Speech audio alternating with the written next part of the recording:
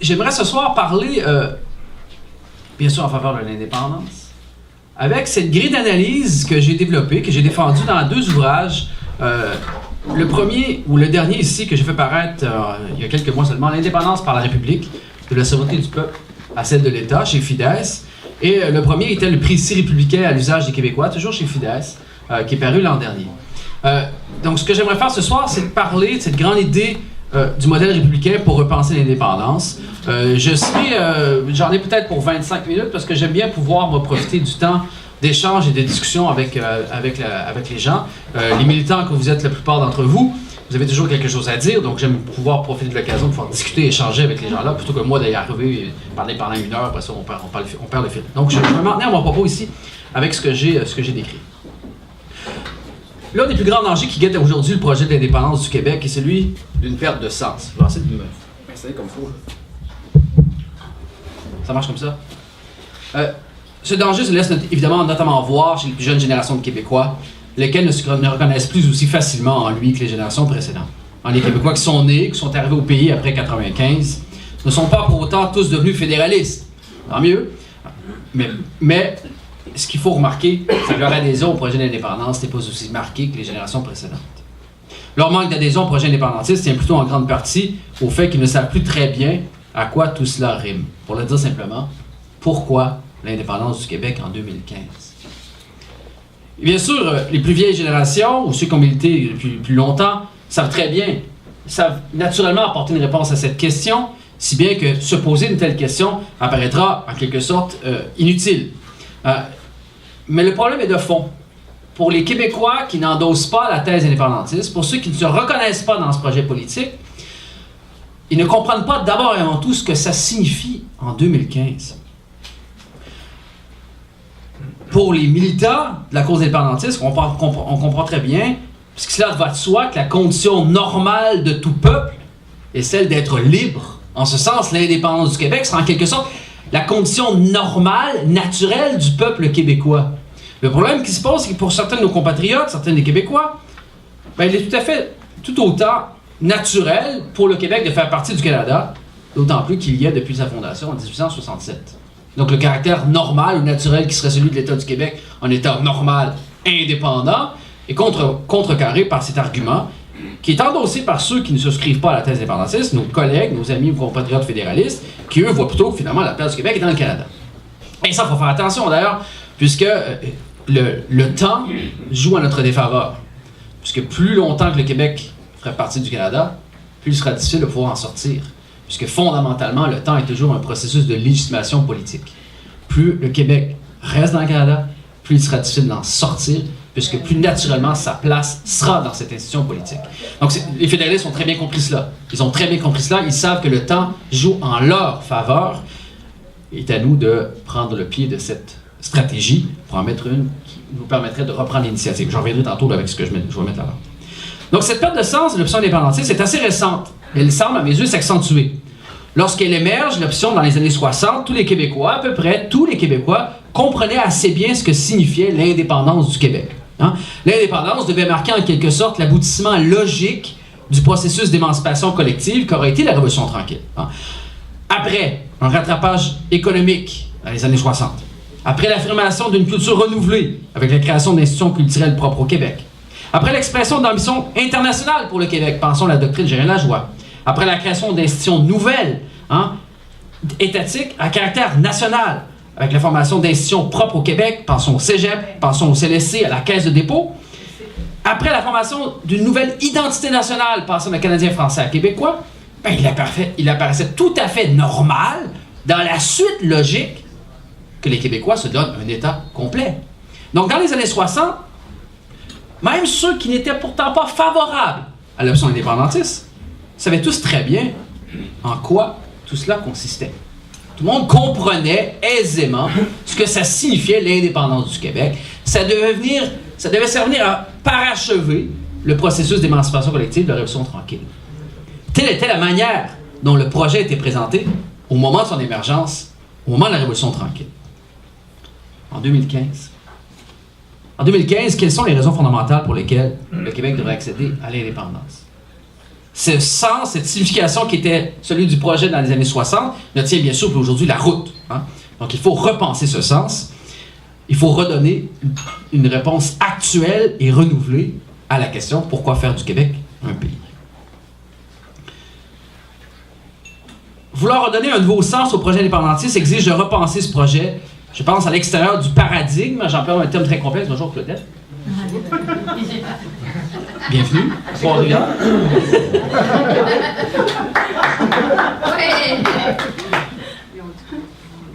J'ai pris ta place, mais tu peux me revenir après, je vais te la laisser, OK? Donc, vouloir redonner un nouveau sens au projet d'indépendance du Québec exige de repenser ce projet à l'extérieur du paradigme. J'emploie un terme très complexe, mais le paradigme, c'est le cadre de pensée dans lequel a été pensé justement le projet d'indépendance du Québec jusqu'à aujourd'hui. Hein? Il faut le repenser. Et ce cadre de pensée, ce paradigme, est, je pense, encore aujourd'hui largement dominant dans le discours officiel indépendantiste. Mal assumé, certes, mais encore très dominant. Ce paradigme était certes pertinent à l'époque pour rendre compte de l'état du peuple québécois et à l'époque pour légitimer ce projet. Hein. C'est ce paradigme qui a permis au mouvement indépendantiste de devenir rapidement une force politique incontournable en surclassant par exemple l'Union nationale, qui pourtant avait été un parti dominant sur la scène politique québécoise, éclipsé en peine 10 ans par cette nouvelle formation politique qui s'était dotée d'une doctrine très forte qui était le souverainisme. C'est ce même paradigme qui a permis bien sûr la quasi-victoire en 1995. Mais ce cadre de pensée, je pense, n'est plus adéquat et est aujourd'hui largement désuet pour rendre compte du projet d'indépendance du Québec en 2015. Notre proposition n'est pas de renier la raison intemporelle et universelle qui se trouve à s'exprimer derrière ce paradigme de la Révolution tranquille, qui était celle d'une aspiration à la liberté politique pour le peuple québécois. Hein? L'émancipation collective à laquelle devait conduire l'indépendance du Québec était la manière la plus adéquate pour les Québécois de la Révolution tranquille pour revendiquer et articuler cet idéal universel de liberté politique pour leur peuple. Cette aspiration à la liberté demeure tout aussi valide à notre époque et n'a absolument rien perdu en légitimité. Seulement, le paradigme de l'émancipation collective est aujourd'hui, je pense, dépassé pour traduire cette aspiration universelle. L'imaginaire collectif québécois ne carbure plus à cet appel émancipateur. Les Québécois ne ressentent plus ce besoin d'émancipation, persuadés qu'ils sont déjà émancipés. Bien sûr, une émancipation qui se vit essentiellement sur un mode individuel.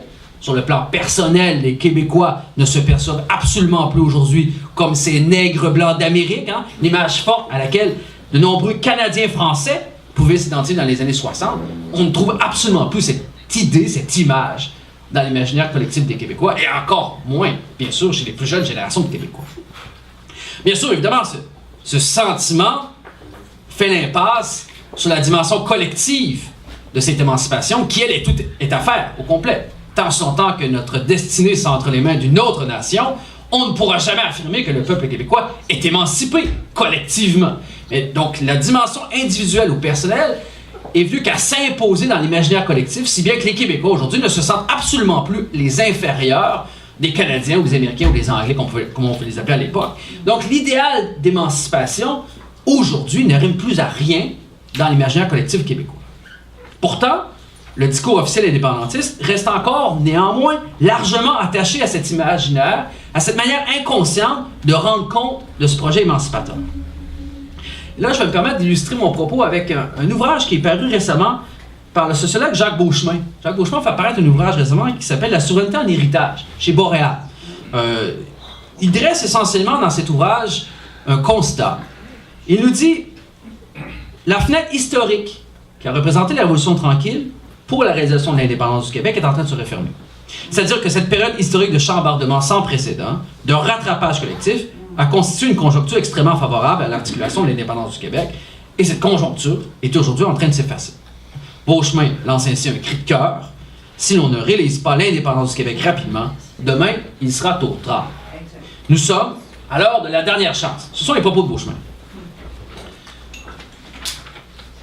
Moi, je pense qu'on ne peut pas nier le fait qu'effectivement, la Révolution tranquille ait pu constituer une conjoncture politique extrêmement favorable à l'expression du projet indépendantiste. De même, je pense qu'il ne s'agit pas pour nous de réfuter la validité de cette conception qui laissait effectivement voir dans l'indépendance du Québec le parachèvement logique du processus d'émancipation collective de la Révolution tranquille.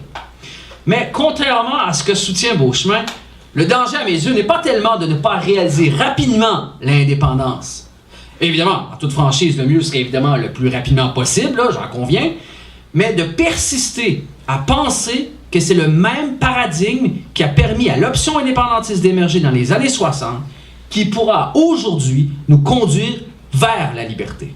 Le vrai danger est de continuer dans cette voie en écartant tout effort de renouvellement.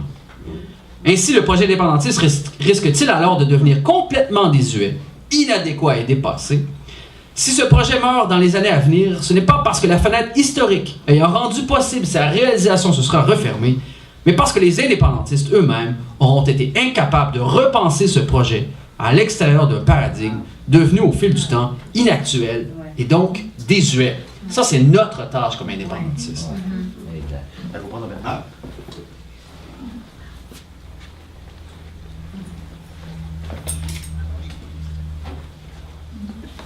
Les idées ne meurent jamais en politique, mais elles tirent toujours leur force politique et par suite leur capacité de mobilisation que de la capacité à des acteurs, des organisations, des mouvements politiques de les articuler dans des discours, des pensées et un paradigme adapté à la conjoncture politique de l'époque. Aussi incombe-t-il à ceux qui défendent l'idée d'indépendance du Québec, aujourd'hui, d'articuler ce nouveau paradigme afin de donner un nouveau sens à ce grand projet politique. Je suis de l'école idéaliste en politique, en philosophie par ailleurs aussi, mais en politique également. Je crois que ce sont les idées qui mènent le monde et que tout n'est pas déterminé par les conditions matérielles ou les conjonctures politiques. Il n'y a aucun fatalisme dans l'état actuel des choses pour l'option indépendantiste, même si bien sûr notre option a connu de meilleures années. En fait, je m'inscris en faux contre ceux qui voient dans cette option le projet d'une ou de deux générations. Et le problème, c'est que l'analyse de Beauchemin contribue paradoxalement à créditer l'analyse de nombreux fédéralistes qui précisément s'efforcent depuis des années à annoncer la mort de l'option indépendantiste en arguant précisément du fait que cette option n'aurait été au fond l'affaire que d'une seule génération, celle des baby boomers. Beauchemin, bien sûr, ne souscrit pas à une telle analyse, mais par son constat, contribue néanmoins indirectement à lui donner un certain crédit.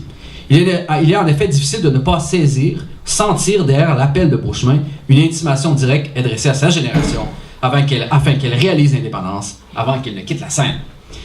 Si on peut souhaiter sa réalisation prochaine, il n'y a toutefois pas lieu de conclure que tout est foutu si l'indépendance du Québec n'advient pas à court terme.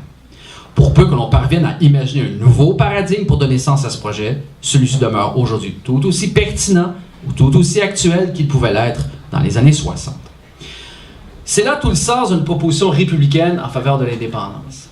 Je pense que le modèle républicain nous offre des outils pour redonner un nouveau sens au projet d'indépendance du Québec, un nouveau sens qui soit plus actuel, qui permette de susciter de nouvelles adhésions, tout en confortant ceux qui sont déjà acquis à l'idée d'indépendance du Québec. C'est là tout le sens de la proposition, donc dans mon précis républicain et dans mon dernier essai, donc l'indépendance par la République. Donc je vais élaborer les grandes lignes de cette idée, de ce modèle.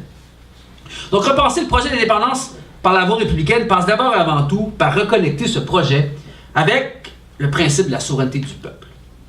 D'un point de vue républicain, l'indépendance du Québec doit signifier une appropriation collective par le peuple du Québec de ses institutions politiques. Depuis la conquête britannique, le peuple québécois vit dans des institutions politiques qui lui ont été imposées et qui ne sont pas son œuvre et sur lesquelles il n'a pratiquement aucune prise. Toute sa vie collective est conditionnée par des institutions politiques qui consacrent un régime politique érigé sur la négation implicite de son caractère souverain et qui se rattache à des principes politiques qui sont contraires à ses intérêts. Je me permets de faire une parenthèse. Les institutions politiques canadiennes, le régime canadien est érigé sur la négation explicite de la souveraineté du peuple québécois. Quand vous parcourez la loi constitutionnelle de 82, vous ne trouvez qu'à 3 reprises l'emploi du mot « peuple ». Seulement depuis 82, et les 3 fois applicable seulement pour désigner les peuples autochtones. Donc le mot « peuple » n'apparaît nulle part. Et là, c'est un problème pour nous, Québécois, mais c'est un problème qui concerne également le peuple canadien lui-même, de même que les peuples autochtones. Donc ces institutions-là sont également érigées sur la négation de leur propre souveraineté. Ça, c'est un problème qui concerne les Canadiens et les peuples autochtones. Mais nous, comme Québécois, tout le système canadien est érigé donc sur une négation explicite de la souveraineté du peuple québécois. Donc le peuple québécois est contraint d'exister politiquement et d'aménager sa vie démocratique dans un cadre politique fondé sur le principe monarchique, Je rappelle que le Canada est une monarchie constitutionnelle, à la tête de laquelle on trouve la reine Élisabeth II. On l'a vu, Trudeau, elle salué la reine cette semaine. Très bien, très bien. Certainement très sympathique, Madame de Windsor. Et bien sûr, j'ajouterai, on comprend bien que le Canada est une monarchie constitutionnelle, mais surtout, l'ordre idéologique canadien qui s'est imposé, notamment depuis les années 60, et à plus forte raison depuis 82, en État qui est dominé par une vision libérale anglo-saxonne du pouvoir et de la société. Là, je vais me permettre une parenthèse. Dans les grandes démocraties libérales contemporaines, là j'entends tous les pays européens, les États-Unis, le Canada, il y a essentiellement deux modèles d'aménager la démocratie. Deux modèles pour concevoir la société et le pouvoir. D'un côté, le libéralisme anglo-saxon, de l'autre côté, le modèle républicain. Il y a des aménagements possibles entre les deux, différentes variantes du républicanisme, différentes variantes du libéralisme anglo-saxon. Mais dans tous les cas, le Canada, surtout depuis 82, s'est enligné vers cette vision libérale anglo-saxon qui consacre l'individu comme sujet politique absolu, détenteur de droits absolus, que consacre par exemple une charte des droits et libertés. Donc une conception de la société, conception du pouvoir, qui est assez différente d'une pratique que moi je vois, que j'ai cru identifier dans mon précis républicain, une pratique républicaine québécoise. Lorsqu'on réfléchit, lorsqu'on analyse les réflexes politiques des Québécois, moi je trouve la trace d'une forme de républicanisme. Bien sûr, très mal assumé, à défaut d'avoir des termes pour nommer cette pratique, mais notre adhésion assez forte au principe de la laïcité, une adhésion qu'on ne trouve absolument pas au Canada anglais. Notre conception du principe de la souveraineté populaire, qu'on trouve plus ou moins au Canada. Une conception de la place et le rôle de l'État dans la promotion par exemple, des institutions et de l'identité nationale. On considère tous les Québécois, nous-mêmes fédéralistes, qu'il revient à l'État du Québec de protéger et de préserver l'identité nationale québécoise. Les fédéralistes vont dire que ça se fait à l'intérieur du Canada, les fédéralistes vont dire que ça se ferait mieux à l'extérieur du Canada, mais dans tous les cas, on a une adhésion assez forte à l'égard de ce principe. Donc, à bien des égards, les Québécois ont une pratique républicaine, politique, mais dans des institutions monarchiques et dans le cadre d'un régime politique dominé par le libéralisme anglo-saxon. Donc ça, c'est l'état actuel des choses. Mais ça va mal, effectivement, ça va mal. Donc, évidemment, cette tradition libérale anglo-saxon semble très bien servir les intérêts du peuple canadien. Tant mieux pour eux. Mais bien sûr, ça sert très mal nos intérêts, nous, comme petit peuple, comme nation minoritaire dans cet ensemble politique. Donc, prendre le virage républicain vers l'indépendance impliquerait ainsi que les Québécois assument davantage ce républicanisme et qu'ils l'élèvent en quelque sorte à la conscience de lui-même, donc qu'ils assument ce républicanisme de sorte qu'ils puissent vivre conformément à ce qu'ils sont dans la pratique. Évidemment, il n'y a aucun automatisme, même si on identifie une pratique républicaine chez les Québécois, il n'y a pas lieu de déduire ou de conclure qu'inévitablement, ils vont opter pour l'indépendance. Seulement, si on assumait davantage ce fond républicain, mais je pense que naturellement, on serait tenté davantage vers l'indépendance, puisque naturellement, si on voulait mettre en place des pratiques républicaines au Québec, ce serait littéralement impossible.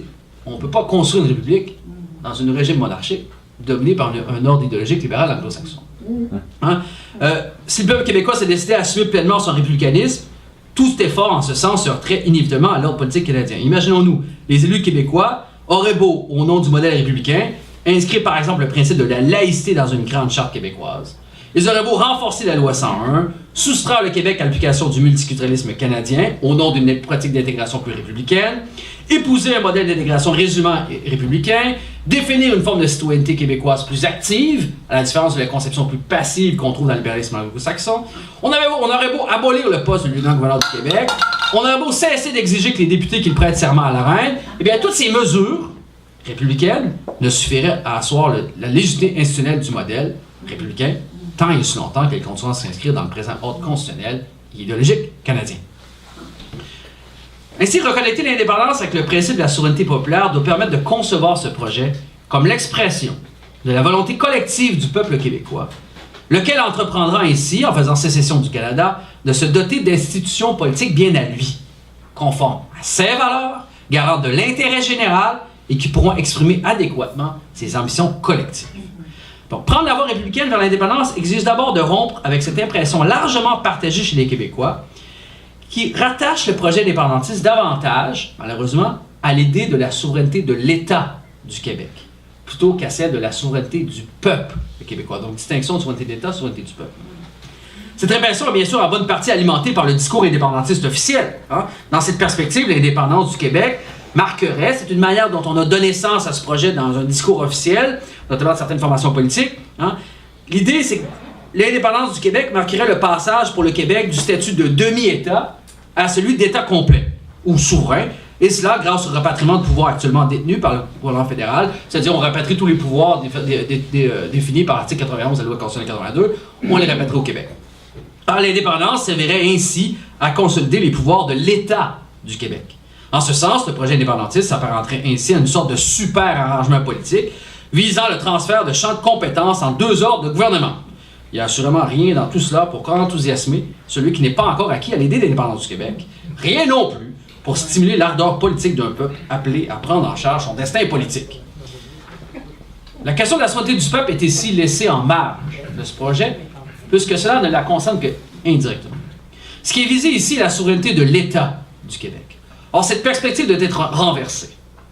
La finalité de l'indépendance du Québec ne devrait pas essentiellement consister à réaliser la souveraineté de l'État du Québec, mais plutôt à viser la consécration institutionnelle de la souveraineté du peuple québécois. Car d'un point de vue républicain, la souveraineté du peuple précède celle de l'État. Celle-ci prend sa source dans celle-là et en est indissociable. La souveraineté de l'État est l'incarnation institutionnelle de la souveraineté du peuple, première et fondatrice. Car le peuple, et là je cite, reprendre les mots de Ludger de Vernet, le peuple est la source primitive de toute autorité légitime. Ce sont les peuples qui fondent les États et qui confèrent aux institutions politiques, qui en découlent, leur légitimité, et non l'inverse. Il ne saurait en être autrement pour le projet de l'indépendance du Québec. Et telle devrait être la signification profonde du projet indépendantiste, celui d'une appropriation collective par le peuple souverain du Québec de ses institutions politiques. Ce n'est pas l'État du Québec qui est ainsi exclusivement concerné avec le projet indépendantiste, bien sûr indirectement, mais aussi et avant tout le peuple québécois lui-même. C'est en ce sens que le projet d'indépendance du Québec doit appartenir au peuple québécois, suivant la logique républicaine d'un gouvernement du peuple, par le peuple et pour le peuple. Prendre le virage républicain doit également permettre de contrecarrer cette autre impression, largement répandue chez les Québécois, selon laquelle le projet indépendantiste s'offre aujourd'hui essentiellement comme celui d'une famille politique, organisée en partis et en groupes militants. Hein, il s'affiche ainsi comme un projet politique dont la réalisation revient à une certaine classe politique, une certaine élite, hein, les souverainistes ou les indépendantistes, peu importe comment on les appelle, qui servirait davantage les intérêts électoraux que ceux du peuple québécois dans son ensemble. On sait bien sûr que cette impression est fausse, mais elle est quand même largement répandue dans l'opinion publique québécoise. Cette impression se voit d'ailleurs confortée par la stratégie indépendantiste elle-même, qui accorde, il faut le reconnaître, bien peu de place au peuple. Hein, le rôle de ce dernier, du peuple, se réduit essentiellement dans la grande stratégie actuelle, essentiellement à dire oui, le grand soir d'un référendum. Tout le processus devant conduire à l'indépendance est confisqué par une certaine élite politique, à la tête des partis indépendantistes, à qui il incombe d'élaborer, en retrait de l'espace public, la grande stratégie indépendantiste, laquelle pourra être déployée lorsque les conditions gagnantes pour la tenue d'un référendum auront été réunies. Ainsi, de nombreux Québécois ne se sentent-ils plus personnellement interpellés par ce projet et ont-ils cessé d'y croire, car ils ont l'impression d'en avoir été dépossédés. Ce projet n'est plus le leur, puisqu'il est celui des indépendantistes. Bien sûr, notre description n'est pas parfaitement fidèle à la réalité, elle inviterait des nuances, mais cette impression est quand même largement partagée, même chez ceux qui pourtant se disaient encore il n'y a pas longtemps indépendantistes. Donc, reconnecter le projet indépendantiste avec le principe de la souveraineté du peuple doit également passer par une révision complète de la grande démarche indépendantiste elle-même. Repenser l'indépendance sur la base du principe républicain de la souveraineté populaire doit conduire le peuple québécois à une appropriation de ses institutions politiques. Or, une telle appropriation ne doit pas attendre la réalisation de l'indépendance pour être amorcée. Elle doit également, et de manière tout aussi fondamentale, inspirer la démarche même devant y conduire. C'est là tout le sens d'une proposition en faveur d'une démarche constituante. La grande stratégie indépendantiste actuelle est fondée sur le tout référendum, véritable clé de voûte du processus devant conduire le Québec à l'indépendance. Cette stratégie, comme nous l'avons vu lors des dernières campagnes électorales, semble aujourd'hui davantage rapportée aux fédéralistes qu'aux indépendantistes. Dans le jeu électoral, le référendum, brandi bien sûr sous la forme d'un épouvantail, semble plus efficace que lorsqu'il est présenté comme une proposition politique inspirante pour se faire élire. On entend depuis la défaite de 2014 chez le camp indépendantiste un appel à clarifier cette question. Il faut lever tout le flou entourant le référendum. Répétons partout. Très bien. Très bien. Comment y arriver? Le véritable problème n'est pas simplement de nature communicationnelle. Hein? Car quoi dire de plus aux Québécois au sujet du référendum? Sinon qu'il est la voie la plus noble pour tout peuple, pour trancher la question de son statut politique. Qu'est-ce qu'on peut dire de plus? Le problème tient plus fondamentalement à la pertinence politique de cette stratégie, fondée précisément sur le tout référendum et rien d'autre que le référendum. Je pense qu'il faut être clair là. Un référendum sur le statut politique du Québec est le mécanisme incontournable pour accéder à l'indépendance. Je ne crois pas qu'il y aura une déclaration d'indépendance au Québec sans un vote clair par le peuple québécois en faveur de l'indépendance. Je pense que pour une question aussi importante que celle de son statut politique, il est normal pour le peuple québécois de pouvoir s'exprimer directement sans l'entremise de ses élus. Mais cette stratégie tend à cantonner le peuple québécois à un rôle en quelque sorte de spectateur de son propre avenir politique, alors qu'elle confie à une élite tout le contrôle de la démarche, en plus de laisser aux adversaires fédéralistes l'initiative politique, bien sûr. Le problème est de faire reposer l'entièreté de la grande stratégie indépendantiste sur cette consultation, ce qui est du coup exclure le peuple québécois de la démarche vers son indépendance. Cette consultation référendaire ne saurait épuiser tout le sens du projet indépendantiste. Le peuple québécois doit pouvoir se prononcer sur son avenir autrement que dans le cadre d'une seule consultation portant sur une seule question. Voilà. Son rôle doit être complètement repensé en faveur d'une plus grande participation. Mettre le peuple au centre du projet indépendantiste passe, parce que j'ai ce que j'ai dit tantôt, une démarche constituante. Cette dernière permettra au peuple québécois d'exercer sa souveraineté en se dotant d'un État et d'institutions politiques fondées sur une constitution politique qui sera son œuvre, qui sera le reflet de ses ambitions collectives. La question de la Constitution est actuellement, dans la grande stratégie indépendantiste actuelle, la question de la Constitution est actuellement complètement absente de la grande stratégie devant conduire à l'indépendance, dans la mesure où celle-ci fait partie des choses à régler une fois qu'on aura fait l'indépendance. Ainsi, l'approche actuelle dissocie-t-elle complètement la question du statut politique, c'est cette question qui doit venir trancher un référendum, de celle touchant à la Constitution. Statut politique, Constitution sont deux choses distinctes. Il nous faut repenser complètement le rapport entre cette question, la question constitutionnelle, et celle du statut politique du Québec. En fait, la déclaration d'indépendance ne doit pas être un objectif politique autonome, détaché de la question de la Constitution. Ces deux enjeux distincts ne doivent pas être traités l'un à la suite de l'autre. Au contraire, la détermination du statut politique du Québec, à travers un référendum, devrait être un élément d'une démarche plus large, de reprise en main par le peuple québécois de ses institutions politiques. C'est ce que j'entends par démarche constituante. Donc, lancer une démarche constituante serait également l'occasion pour le peuple québécois de s'impliquer dans l'élaboration du projet de pays sur lequel débouchera l'indépendance. Ce serait alors l'occasion de rompre avec l'impression ressentie par une partie de la population québécoise, y compris les indépendantistes eux-mêmes, pour qui voter oui au référendum consiste essentiellement à signer un chèque en blanc aux indépendantistes pour réaliser l'indépendance. Dans une démarche constituante, le peuple québécois serait convié à s'exprimer sur la forme des institutions qu'il souhaite se donner, sur les grands principes du vivre ensemble, sur la meilleure manière de garantir le maintien de son caractère national, etc., le tout devant être inscrit dans sa Constitution. Ainsi, le peuple québécois pourrait-il, en toute connaissance de cause, se prononcer sur le statut politique qu'il souhaite donner à sa communauté politique. Ainsi pourra-t-il déjà travailler à se donner des institutions politiques bien à lui, conformes à sa vision du monde et à ses ambitions collectives. Au surplus, une telle démarche, et c'est pas négligeable comme avantage stratégique, au surplus, une telle démarche permettrait aux indépendantistes de reprendre l'initiative politique, en cessant ainsi d'attendre passivement les conditions favorables à la tenue d'un référendum. Car la décision de tenir un référendum ne relèverait plus d'une conjoncture sur laquelle les indépendantistes n'ont pratiquement aucune prise. Elle s'inscrirait plutôt dans une démarche politique plus large, initiée et structurée par les indépendantistes eux-mêmes. C'est la démarche constituante. Je conclurai ici en disant, pour saisir l'ampleur de la tâche qui attend aujourd'hui les indépendantistes avec ce que j'appelle ce tournant républicain, je vais dresser un parallèle avec la tâche qui a été celle des indépendantistes de la première heure au Québec. Peut-être certains d'entre vous allez vous reconnaître dans ce que je vais dire ici. Pour ceux de la première heure, la tâche était de sortir le nationalisme canadien-français de la logique de survivance dans laquelle il s'était jusqu'alors cantonné depuis l'échec des patriotes, soit depuis plus d'un siècle, pour le faire entrer dans le néo-nationalisme souverainiste. On est passé, là, c'était tout un effort, toute une tâche, que de sortir le nationalisme canadien-français de survivance pour le faire passer au souverainisme. Faire sortir du domaine strictement culturel pour le faire entrer dans le domaine politique.